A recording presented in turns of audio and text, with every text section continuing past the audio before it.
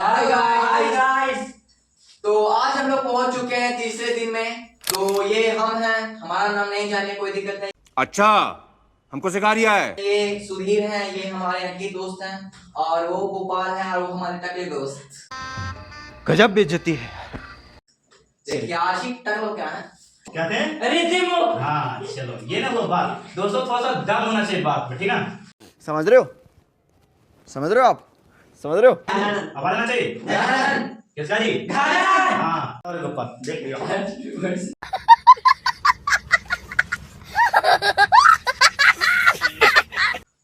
वहाँ देखो।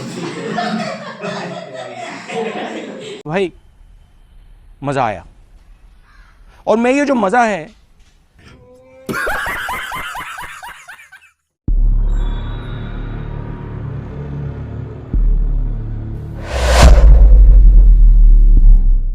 आज हम लोग डे 3 में आ गए हैं। आज हम लोग प्रैक्टिस करेंगे चैप्टर 3 से काव्य खंड का। तो कल आपने देखा था डे 2 में चैप्टर 2 तक 1 और 2 का। तो स्टार्ट हम लोग करते हैं चैप्टर 3 से। तो क्या आप लोग का स्टार्ट है? Yes sir. चलिए हाय एक बार बोल दीजिए। Hello guys. चलिए, तो पहला ऑब्जेक्टिव घनानंद का यहाँ पे आने वाला है। आप बता सकते हैं करण कि घनानंद किन के सैनिकों द्वारा मारा गया था?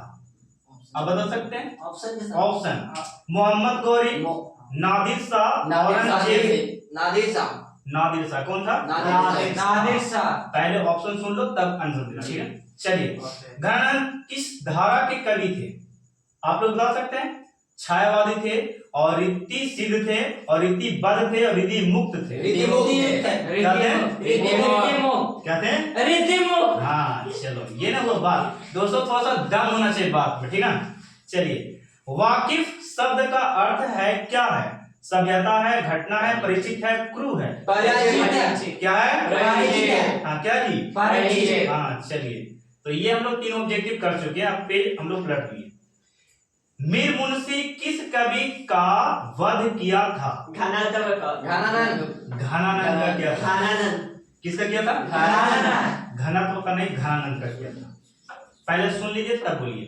विरह लीला किसकी रचना है? हाथ हटाओ। विरह लीला किसकी रचना है? घनानंद की। प्रेमधन की रचना किसका है? आवाज आना चाहिए। किसका जी? हाँ, घनानंद रचित अत्यंत प्रसिद्ध क्या है? आपका है नृत्य, संगीत, नाट्य, सवय में घनाक्षरी। ऑप्शन फिर से रिपीट करते हैं। घनानंद, आप लोग पहले क्वेश्चन सुनिए। घनानंद किस भाषा घनानंद रचित अत्यंत प्रसिद्ध क्या था? नृत्य था, संगीत था, नाट्य था, और सवय का घनाक्षरी था। क्या था? चलिए, करने से बताया। और क्या बता, आंसर क्या बताए थे? सवय का घनाक्षरी। हाँ, घनानंद किस भाषा के कवि हैं? बता सकते हैं? पाली, ब्रज, प्राकृति, मैथिली? ब्रज भाषा के। क्या थे? हाँ, तो आप लोग याद करते चलना। एक को याद हुआ तो दूसरे को भी याद हो सकता है। क्या था? ब्रज भाषा। ऑप्शन क्वेश्चन ये था, घनानंद किस भाषा के कवि हैं? आगे बढ़े, चलिए। अति सुधो सने को मार्ग है छंद के रचनाकार कौन है जी? बता सकते हैं? घनानंद। कौन है? घनानंद। हाँ, आप बताइए। दयानंद। दयानंद नहीं दोस्तों, घनानंद था। क्या था? घनानंद। हाँ, तो यहाँ पे देखिए नेक्स्ट आपका सुजान सागर किसकी रचना? बता सकते? घनानंद की। किसका? मो आंसू वाहिनी लय बरसो कौन कहते हैं? ऑप्शन है रसखान, गुरु नानक, घनानंद, दिनकर। ऑप्शन पहला क्या बोले थे? रसखान नहीं, चैप्टर घनानंद का चल रहा है, थोड़ा सा दिमाग भी लगाना, ठीक है? घनानंद ने किस मार्ग को अत्यंत सिद्ध सरल का? बता सकते हैं? और रुकिए थोड़ा सा इसको संपूर्ण। घनानंद ने किस मार्ग को अत्यंत सरल और सीधा का? क्रोध को, प्रेम मार्ग को, घृणा को, कपट को? प्रेम मार्ग। हाँ, प्रेम मार्ग। अभी ये बच्चा सही बोला, प्रेम मार्ग को बोला। ओके, प्रेम मार्ग। कवि प्रेम मार्ग को अति सुधो कहता है क्योंकि ऑप्शन सुनिए। यहाँ तनिक भी चतुराई काम नहीं करती, यहाँ सच्चाई भी अपना घमंड त्याग कर चलती है, यहाँ कपटी लोग चलने से झिझकते हैं, उपयुक्त सभी। कवि ने परजन किसे कहा? कवि ने परजन किसे कहा दोस्तों? तो पहला कृष्ण है, सुजान है, बादल है, हवा। बादल। क्या है? बादल। हाँ, तो प्रश्न को पहले अच्छे से सुन लेना चाहिए, तब बोलना चाहिए। परहित के लिए देह धारण कौन करता है? क्वेश्चन में फिर से रिपीट करता हूँ, परहित के लिए देह धारण कौन करता है? बताइए। बादल। कौन करता है? बादल। क्लाउड। क्लाउड। बहुत अच्छा, इंग्लिश मैन। अब नेक्स्ट आपका है, धनानंद ने विरक्त होने पर अस्थायी रूप से कहाँ निवास किया? हरिद्वार, अयोध्या, काशी, वृंदावन। कहाँ पे किए थे? वृंदावन। यानी कि बोल सकते हैं ये अपने प्रेमी से जब बिछड़े थे ना, विदा हुए थे, तब ये कहाँ पे गए थे पता आपको? वृंदावन गए थे। कहाँ पे गए थे? वृंदावन। सुधीर का अगला सवाल है, ये थोड़ा सा वीडियो में चहल पहल कर रहे हैं। धनानंद किस काल के कवि हैं आप बताइए? भक्ति काल के, वीर गाथा काल के, और छायावाद युग काल के, और रीति युग के? भक्ति काल के। रीति युग। रीति युग क्या था? रीति युग। हाँ, चलिए पढ़ते हैं, इसलिए थोड़ा सा इधर उधर कर रहे हैं। रीति युग के थे, क्या थे? रीति युग। अगला आपका क्वेश्चन है, करण आपसे है कि धनानंद की कृति का आधार है सुजान हित है और लाक्षणिक मूल मता है और प्रयोग इनमें से ए और बी है, इनमें से कोई नहीं है। इनमें से ए बी दोनों। बताइए आप बताइए। सुजान हित है। यहाँ पे क्वेश्चन पहले सुनिए, क्वेश्चन ये है धनानंद की कृति का आधार है। पहला ऑप्शन है सुजान हित है, दूसरा लाक्षणिक है। लाक्षणिक है। क्या? लाक्षणिक मूल मता है। बताइएगा नेक्स्ट, धनानंद किससे प्रेम करते थे? सुजान नामक नर्तकी से। हाँ, ये अच्छा बोले, क्या बोले? सुजान नामक। हाँ, तो धनानंद जो प्रेम करते थे वो सुजान नामक नर्तकी से करते थे। नर्तकी मतलब क्या होता है? नाचने वाली। धनानंद ने सुजान कहकर किसे संबोधित किया? नृत्य को। वेट प्रीतम को, साधुओं को, प्रीतम को। फिर से क्वेश्चन पहले रिपीट करते हैं। धनानंद ने सुजान कहकर संबोधित किया था, पहले संबोधित किया था, सुजान कहकर प्रीतम को किया था, साधुओं को और सम्मानित। सुजान कहकर प्रीतम को किया था। हाँ, प्रीतम को बोला था। कौन प्रेम कर सकते हैं? ऑप्शन है आपका छली और कपटी ही, निश्चल और निष्कपट ही, ए और बी दोनों, इनमें से कोई नहीं। ए बी, इनमें से कोई नहीं। ए बी और आप दिमाग लगा सकते हैं? बी निश्चल और निष्कपट लोग कर सकते हैं, जिसके मन में कपट नहीं है वो वही प्रेम कर सकता है। ठीक है ना? चलिए, प्रेम की पीर कवि किन्हें कहा गया? किसे कहा गया? धनानंद को। अगला है, धनानंद का दूसरा पद किसे संबोधित है? भगवान को, सुजान को, बादल को, इनमें से कोई नहीं। बादल को। किसका जी? बादल। धनानंद की महत्वपूर्ण रचना है, धनानंद की महत्वपूर्ण रचना आप लोग सुनिएगा। सुधा है, वैराग्य है, सुजान सागर है, इनमें से सभी है। सुजान सागर। नेकू का आधुनिक मानक रूप है। नेकू का बताइएगा। ऑप्शन है आपका अच्छा, तनिक भी, और कुछ नहीं, और सबसे सुंदर। नेकू का आधुनिक मानक जो रूप है ना, तनिक भी। क्या है? फिर से दोस्तों ये रिपीट कर रहे हैं क्वेश्चन को, कह रहा है कि नेकू का आधुनिक मानक रूप जो है तनिक भी। क्या है? चलिए, धनानंद ने जीवनदायक किसे कहा? करण बता सकते हैं?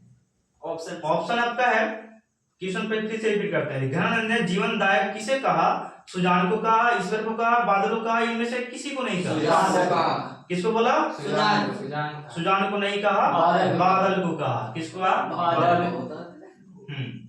जीवनदायक किसे कहा? बादल को। एक लास्ट प्रश्न इस चैप्टर का है, तो बताइएगा धनानंद की मृत्यु कब? कौन बच्चा बता सकता है? 1739 में। 1739। वेरी गुड, 1739 धनानंद की मृत्यु हुआ था। वो ये 1739। वेरी गुड, इंग्लिश में। चलिए अब 1739। चलिए, स्वदेशी चैप्टर में आ गए। स्वदेशी चैप्टर के लेखक कौन है बता सकते हैं बच्चा? हाँ, कौन है? ऑप्शन बद्री नारायण चौधरी। कौन है? बद्री नारायण चौधरी। अब हम चैप्टर 5 में चले हैं और लेखक का नाम है बद्री नारायण चौधरी प्रेमधन, और चैप्टर का नाम है स्वदेशी। स्व मतलब स्वयं हो गया, देशी मतलब अपना देश, स्वदेशी अपनी भाषा वेशभूषा इस चैप्टर में पढ़ने के लिए मिला था। हमारा इंडिया। चलिए पहला क्वेश्चन इसमें से आ रहा है कि स्वदेशी कविता संकलित है बच्चों, बताओ। ग्राम्या से और भग्नदूत से, रसखान रचनावली से और प्रेम घन सर्वस्व से। ग्रामर से, कहाँ से? ग्रामर से, रसखान से, ग्रामर से, ग्रामर से, दो ऑप्शन तो बोल दिए। ग्रामर से, प्रेम घन सर्वस्व से है। यानी कि स्वदेशी कविता जो है ना संकलित जो है प्रेम घन सर्वस्व से है। फिर से रिपीट करते हैं, स्वदेशी जो कविता है वो संकलित है आपका प्रेम घन सर्वस्व से है। तो आप लोग फिर से पूछते हैं, आंसर आप लोग को याद होना चाहिए। स्वदेशी जो कविता किसे संकलित है? प्रेम घन पूरा बोलो। प्रेम घन से, सर्वस्व से। प्रेम घन सर्वस्व से।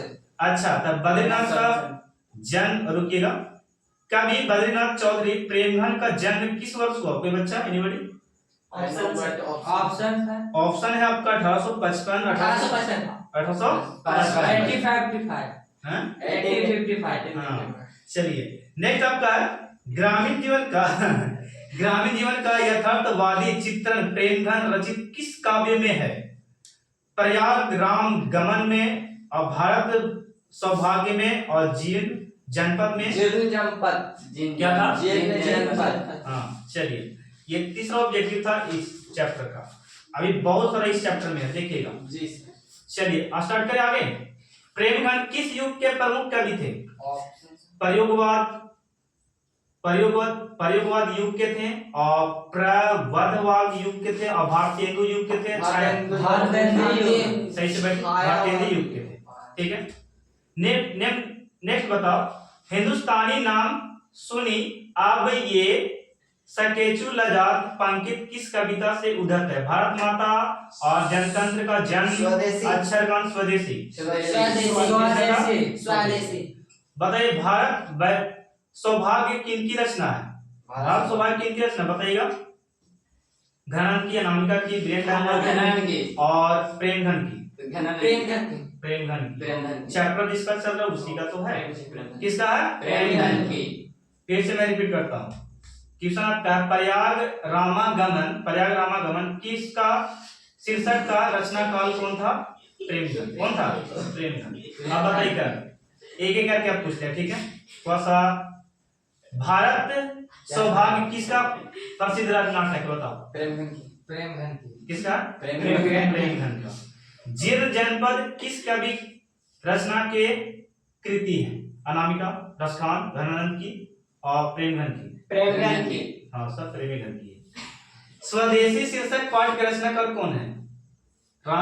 रामघन, माघघनी और श्यामघन और प्रेमघन। नेक्स्ट आपका है प्रेमघन अपना आदर्श किसे मानते थे? बताओ बच्चा है। महात्मा गांधी, विवेकानंद और रविंद्रनाथ टैगोर, भारतेंदु हरिश्चंद्र को मानते। बच्चों देखिएगा, प्रेमघन जो अपना आदर्श जो मानते थे ना वो किसे मानते थे बताइएगा? भारतेंदु हरिश्चंद्र। अच्छा से बोलिए। भारतेंदु हरिश्चंद्र थे, ठीक है। प्रेमघन ने मुख्य रूप से किस भाषा में काव्य रचना की? ब्रजभाषा, इसमें क्या था? स्वदेशी शीर्षक पाठ्य पुस्तक के संग्रहित कविता किस छंद में है? चौपाई में, दोहा में? किसमें था? दोहा में। चलिए तो डरा दिया जी। विदेशी से कवि का क्या तात्पर्य होता है? अंग्रेज, अमेरिका, फ्रांस, डेनमार्क। अंग्रेज। हाँ, थोड़ा सा जोर से बोलेगा। हाँ, कवि प्रेमघन को भारत में क्या दिखाई नहीं देता? शिक्षा, स्वाधीनता, भारतीयता। क्या नहीं दिखाई देता? प्रेमघन का जन्म कहाँ हुआ दोस्तों बताइए आप लोग? कहाँ हुआ था? मिर्जापुर में। मिर्जापुर। कहाँ पे? मिर्जापुर। माइक नहीं फाड़ना है। देखो, प्रेमघन जी किस राज्य के निवासी थे? बिहार, उत्तर प्रदेश, राजस्थान? बिहार। कहाँ के थे? बिहार। उत्तर प्रदेश। कहाँ के थे? उत्तर प्रदेश। देखो वहाँ पे बना था, एक बोल सकते हैं एक ऑप्शन। यहाँ मतलब यूपी में पड़ता है, क्या कहते हैं? यूपी यानी कि उत्तर प्रदेश। उत्तर प्रदेश। मिर्जापुर वहीं पड़ता है। मिर्जापुर वहीं पड़ता है। तो ये प्रेम क्या बोले ऑप्शन, प्रेमघन का जन्म कहाँ हुआ था? उत्तर प्रदेश। उत्तर प्रदेश। चलिए, और मिर्जापुर में ना। प्रेमघन जी का जो राज्य था अभी बताया, राज्य का क्या था? यूपी। यूपी। चलिए अब बताइएगा, प्राचीन भारत में चारों वर्णों की चाह थी, दास वृत्ति थी, कला वृत्ति थी, ये भी दोनों, इनमें से कोई नहीं। दास वृत्ति। दास वृत्ति थी। क्या था? दास वृत्ति। चलिए थोड़ा सा हम भी देख लें आप लोग क्या बोल रहे हैं। चलिए क्या था? दास वृत्ति। प्रेमघन की काव्य कृति क्या था, क्या बता सकते हैं? दास वृत्ति। नहीं, ऑप्शन पर क्वेश्चन पहले सुनो। प्रेमघन की काव्य कृति है अरुणादय, हर्षादर्श और जीर्ण जनपद। क्या था? चलिए नेक्स्ट क्वेश्चन। प्रेमघन ने 1874 में किस समाज की स्थापना किया था? रसिक समाज की। क्या? रसिक समाज। रसिक। रसिक। औसिक नहीं बोलना, रसिक। क्या बोला? रसिक। हाँ, 1874 में दोस्तों ये जो प्रेमघन थे ना, स्थापना किया था रसिक समाज का। एक और मस्त क्वेश्चन आ गया, डफाली का अर्थ क्या होता है? डफाली का अर्थ होता है, हम बताते हैं क्या था, कहाँ गया? डफाली का अर्थ ना, गाने वाला, भाषाविद और डफ बजाने वाला। प्रेमघन ने इनमें से किस मासिक पत्रिका का संपादन किया था? ऑप्शन सुनिएगा, नागरी, नीरद का, प्रयाग, रामागमन का, आनंद, कादमिनी का, आनंद, अरुणोदय। क्या था? आनंद था। क्या था? सब चार ऑप्शन बोल लेता है। आनंद। क्या? आनंद, काद, आनंदी का। दोस्तों अगला प्रश्न आपका लास्ट होने वाले चैप्टर का, प्रेमघन ने किस समाज की रचना किया था, कारण बताओ? रसिक समाज। वेट, धनी समाज, रसिक समाज, भक्त समाज और कलावंत समाज। रसिक समाज। नेक्स्ट बताओ, रोहित बताएगा, प्रेमघन ने किस संस्था की स्थापना किया था? विद्वत समाज का और कवि समाज का, साहित्य समाज का, रसिक समाज का? रसिक समाज का। किस समाज का? प्रेमघन का मृत्यु बताइए सुधीर। 1918, 1922, 1920, 1922 में ये मरे थे। कब यानी कि मृत्यु कब हुआ था? 1922 में। 1922। हाँ 1922। नेक्स्ट आपका है, कवि प्रेमघन समाज के किस वर्ग की आलोचना करता है? दुखा भोगी, अलस भोगी और सुविधा भोगी और विलासिता भोगी। सुविधा भोगी। तो दोस्तों ये चैप्टर 2 बहुत यहीं पे बोल सकते हो, ऑब्जेक्टिव यहाँ पे फिनिश होता है। एक और मैं थोड़ा सा रिपीट करता हूँ, विदेशी से कवि का तात्पर्य क्या होता है? अभी आप लोग बताए थे, विदेशी से कवि का तात्पर्य क्या था? बताओ। अंग्रेजी, अमेरिका, फ्रांस, अंग्रेजी था। तो ये चैप्टर 2 तक, चैप्टर कहां तक था? 4 तक यहाँ पे फिनिश हुआ, यानी कि 3rd और 4th हम लोग यहाँ पे किए। और एक चैप्टर हम लोग लगे हाथ लगा लेते हैं, भारत माता की। बोलो, भारत माता की जय। इसके लेखक है सुमित्रानंद पंत।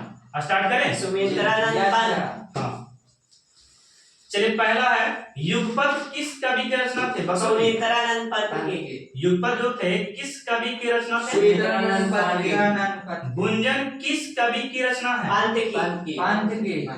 सुमित्रानंद पंत की। सुमित्रानंद पंत की।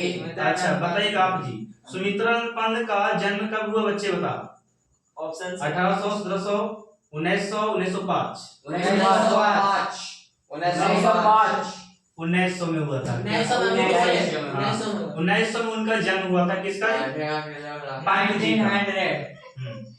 1900 बोल रहा है। भारत माता कहाँ निवास करती है? ग्राम में। कहाँ निवास करती है? ग्रामीण क्षेत्र में। भारत माँ श्रेष्ठ मुख की तुलना कवि ने किसे कहा? सूर्य को, कंचन को, पुष्प को, चंद्रमा को। चंद्रमा को ऑप्शन दिवे नहीं किया। सूर्य, कंचन, पुष्प, छायायुक्त चंद्र।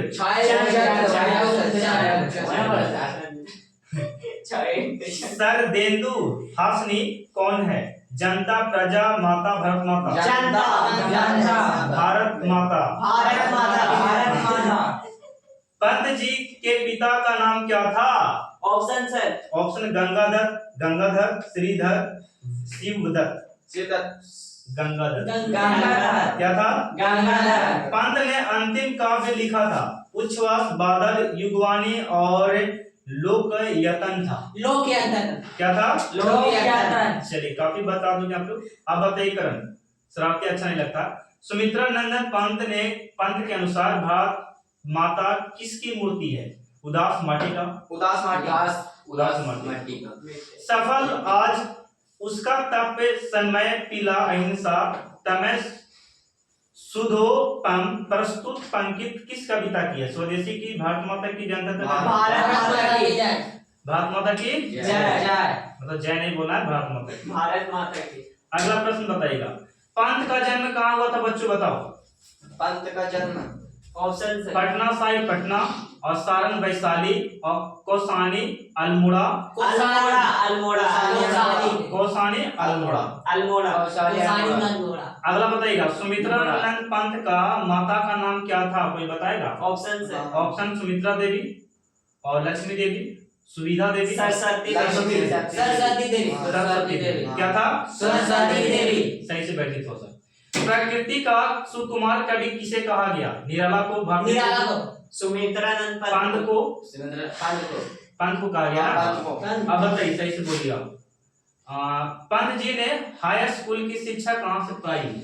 ऑप्शन से ऑप्शन है आपका, रुकिएगा एक एक करके सबसे पूछ लेते हैं। मुगल सराय, बनारस, हरिद्वार, पाटलिपुत्र में। पाटलिपुत्र। आप लोग बता सकते हैं? हरिद्वार। आप भी बताइए। हरिद्वार।